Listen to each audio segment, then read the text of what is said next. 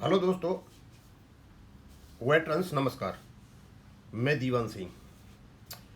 जब से bank pensioners को ये पता चला है कि 1970 के बाद आईबीए और यूएफबीयू का बेस सेटलमेंट से कोई भी लेना देना नहीं है, इवन सर्विस कंडीशन से भी कोई लेना देना नहीं है।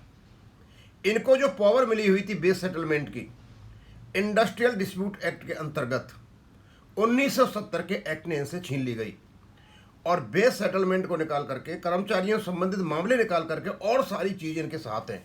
यानी स्ट्राइक हो सकती है, रिट्रेंचमेंट हो सकता है, और कोई हो सकता है, या जो नीतियां बना रखी हैं उनमें कोई इम्प्लीमेंटेशन में गड़बड़ी हो, वहाँ वहाँ इनका योगदान है, वो रहेगा बदस्तूर। लेकिन बेस सेटलमेंट में इनका कोई योगदान नहीं है। और मैं आपको बताना चाहूँगा, काफ़ी कुछ अध्ययन करने के बाद मैं तो इस निष्कर्ष पर पहुंचा हूं, इसका कोई जिम्मेदार नहीं है, इसके जिम्मेदार हम ही हैं, क्यों गलत चीज़ों को हमने प्रसारित किया। मैं थोड़ा कल का एक वाक़या बताता हूं। कोई साउथ में बैंक ऑफ बड़ौदा ऑफिसर्स का रिटायर्ड एसोसिएशन है और उनके जनरल सेक्रेटरी कोई वकील साहब हैं। उन्होंने एक 14-15 पॉइंट का लेख लिखा, लेटर बनाया और भेज दिया को कन्वीनर यानी नदब साहब और आचार्य जी को, भाई हमारे भी पॉइंट शामिल करो, तुमने सीओडी भेजा है। मैंने उनको फ़ोन किया, मैंने कहा सर क्यों इनको एनकरेज कर रहे हो आप, किस हैसियत के अंतर्गत दे रहे हो सर, क्या फ़ायदा है। हालांकि उन्होंने पेंशन अपडेशन को उसमें नहीं इंक्लूड किया और ही पॉइंट थे, और सारे पॉइंटों को पढ़ने के बाद 14-15 पॉइंट थे। मैं तो अचंभित था। वो कहते हैं कि मैं वकील हूं 14 साल से, और उसमें पॉइंट है उनका कि जो ट्रस्ट बना है, पेंशन फंड का ट्रस्ट जो बना हुआ है, उसमें एक पेंशनर्स का रिप्रेजेंटेटिव होना चाहिए। वाह वकील साहब वाह, लोग आपकी तरफ आशा करते हैं कि आप कुछ करोगे और ये काम करोगे।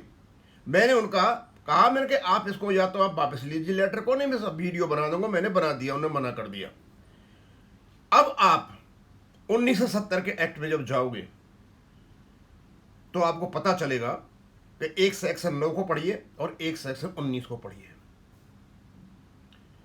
सेक्शन 9 कहता है कि सेंट्रल गवर्नमेंट की पावर क्या है स्कीम बनाने के लिए। सेंट्रल गवर्नमेंट की बात कर रहा है, लेकिन not without the consultation of RBI.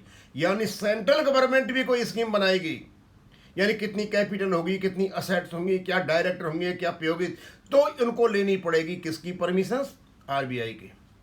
Section 19 स्पष्ट कहता है जो बैंक हैं विभिन्न कार्यों को करने के लिए कार्य दे रखे हैं, उनमें आपकी सर्विंग एम्प्लॉयज की सर्विस कंडीशंस, पे एंड अलाउंस है, रिम्यूनरेशन भी है, और रिटायर्ड लोगों का पेंशन फंड वगैरह वो भी है, वो सारा का सारा ये भी आरबीआई के कंसल्टेशन के साथ और भारत सरकार की अनुमति और नोटिफिकेशन के साथ होंगे। वहाँ कहीं भी आईबीए का और यूएफबी का जिक्र नहीं है। इसका मतलब सीधा साधा है, 1970 के बाद आईबीए के अस्तित्व को बचाने के लिए और यूएफबी के अस्तित्व को बचाने के लिए इनके जानबूझ करके इनको बेस सेटलमेंट दिया गया, जिससे बैंक टचलम की आराम से क्या नाम है वो होता है ना, क्या नाम है, ले भी मिलती रहे, सर्वगन मिलता रहे, और आईबीए का अस्तित्व बना रहे, वो खत्म नहीं हो जाए। और एक्ट जो पार्लियामेंट ने जो एक्ट बनाया था उसकी अवहेलना की हमारी बैंकों, नेशनलाइज बैंकों के सीएमडीज ने और बोर्ड ऑफ गवर्नर्स ने। खैर एनीवे, अब ये चीज़ एडवोकेट कमल पाटनी जी के भी हाथ पड़ गई है। उन्होंने देखा कि हाँ ये बात सही है, तो उनके अब वीडियो आने शुरू हो गए। अब स्वाभाविक सी बात है कि शुरू में यही एक व्यक्ति था जिसने सरेआम निर्भीकता के स्पष्ट ना तो सुप्रीम कोर्ट छोड़ा, ना भारत सरकार छोड़ी, और ना और कोई छोड़ा, और इतने लेटर लिखे, और पता है लेटरों का क्या असर हुआ था। सुप्रीम कोर्ट में एडजमेंट जो होता था उसको 18/3/2026 को सीए साहब को बंद करना पड़ा था। और आपके मेरे पास बहुत सारे लोगों के लेटर और लेखाई पड़े हुए हैं। मैं सोचता हूँ एक तो मैंने डाल दिया है पाटनी साहब का, बाद में आएगा ये पहले आएगा, और इसको भी मैं चाहता हूँ कि आप तक पहुँचाऊँ। तो इसमें हल्का सा है, पाटनी जी क्या कहते हैं मैं बताना चाहता हूँ। बैंकिंग वेतन समझौते, पेंशन विवाद और जांच की मांग, कमल पाटनी रतलाम। 1970 से आज तक सार्वजनिक क्षेत्र के बैंकों में आईबीए, बैंक प्रबंधन और कर्मचारी संगठनों के माध्यम से किए गए द्विपक्षीय वेतन और सेवा शर्त संबंधी समझौतों की वैधानिकता पर समय समय पर प्रश्न उठते रहे हैं। विशेष रूप से पेंशनरों के बीच यह धारणा रही है कि उनके हितों की उपेक्षा की गई तो पेंशन संबंधी मुद्दों का न्याय संगत समाधान नहीं हुआ। पेंशनर संगठनों और अनेक प्रभावित व्यक्तियों का आरोप है कि आईबीए द्वारा पूर्व में उच्चतम न्यायालय के समक्ष ऐसे शपथ पत्र प्रस्तुत किए गए जिनकी सत्यता और वैधानिकता पर गंभीर प्रश्न उठाए हैं। इन आरोपों की सत्यता का अंतिम निर्धारण न्यायालय अथवा सक्षम अधिकारी एजेंसी ही कर सकती है, किंतु यदि ऐसे आरोप मौजूद हैं तो उनकी निष्पक्ष जांच होना आवश्यक है। इसी प्रकार ये भी आरोप लगाया जाता रहा है कि पेंशनरों से संबंधित महत्वपूर्ण मामलों, जिनमें एमसी संगला प्रकरण भी शामिल है, कि अंतिम न्यायिक निष्कर्ष की टालने अथवा लंबित रखने के लिए विभिन्न पर्याप्त उपायों और कानूनी रणनीतियों का उपयोग किया गया। आलोचकों का कहना है कि इससे लाखों पेंशनरों को समयबद्ध न्याय नहीं मिल पाया। कुछ पेंशनर प्रतिनिधियों को यह भी आरोप है कि आईबीए, बैंक प्रबंधन, यूएफबीयू तक कुछ सेवानिवृत्त कर्मचारी संगठनों के बीच ऐसा समन्वय रहा है जिसके कारण पेंशनरों की वास्तविक मांग को पर्याप्त महत्व नहीं मिला। यद्यपि यह आरोप अभी तक किसी सक्षम न्यायिक निर्णय द्वारा सिद्ध नहीं हुए, फिर भी इन पारदर्शी जांच की मांग लगातार उठती रही है।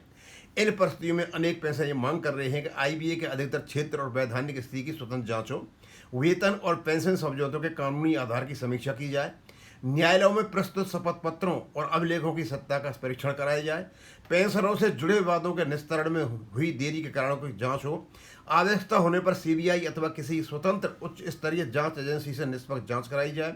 लोकतांत्रिक व्यवस्था में किसी भी संस्था, चाहे वह सरकारी हो, अर्ध सरकारी हो या प्रतिनिधि संगठन, उसे कानून और जवाबदेही के दायरे में रहकर कार्य करना चाहिए। यदि कोई संदेह या विवाद उत्पन्न होता है तो उसका समाधान निष्पक्ष जांच, न्यायिक परीक्षा और पारदर्शिता के माध्यम से संभव है। सत्य की स्थापना आरोप से नहीं बल्कि स्वतंत्र जांच और न्यायिक परीक्षण से होती है। इसलिए यदि गंभीर प्रश्न उठाए जा रहे हैं तो उनकी निष्पक्ष जांच लोकतांत्रिक व्यवस्था की आवश्यकता है। दोस्तों, बड़ी स्पष्ट रूप से बताना चाहता हूं, हम संसद द्वारा पारित एक्ट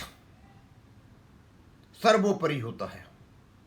1970 का एक्ट संसद द्वारा पारित है, इसकी अवहेलना नहीं की जा सकती।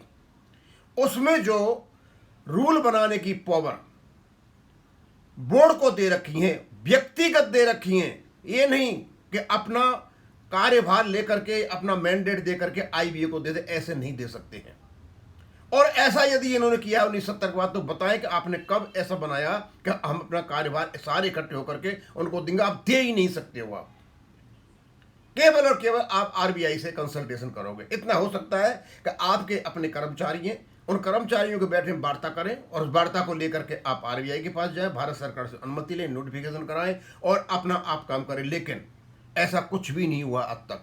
केवल और केवल एक मैंडेट जारी करना, आईबीए को दे देना और एक संगठन जो बना है, ग्रुप बना है बेईमानों का, जैसे हम यूएफबीयू कहते हैं, इनके साथ जाना, लेट आराम से सेटलमेंट करना, उसके बाद 2-3 साल का जो एरियर मिलता है उसमें इनको लेवी दिलाना, हर महीने इनको पैसे जाना, ये कर ही नहीं सकते। इनको अलाउड ही नहीं करता 1970 का एक्ट। और 1970 का एक्ट इस देश की संसद के द्वारा पारित एक्ट है और सेक्शन 19 में रेगुलेशन बनाने की शक्ति जो दे रखी है बैंकों को, वो दे रखी है आरबीआई से मिलकर के। और इवन भारत सरकार भी कोई स्कीम बनाएगी, स्वतंत्र नहीं, छोड़िए संसद के पास एक्ट ने, संसद ने कहा है भारत सरकार से यदि आप कोई स्कीम बनाओगे तो वो स्कीम भी आप आरबीआई से मिलकर बनाओगे। ये सेक्शन 9 कहता है। इतना कॉम्पैक्ट एक्ट है, इतना कॉम्पैक्ट एक्ट है कि उसकी अवहेलना नहीं की जा सकती। लेकिन 1970 से लेकर आज तक इस एक्ट के जो सेक्शन 19 है उसका डी और एफ, डी सर्विंग कर्मचारियों के लिए, एफ रिटायर्ड के लिए अब तक अवहेलना की जाती रही है। अब इसको मैं यहीं खत्म करूंगा। थैंक यू, धन्यवाद।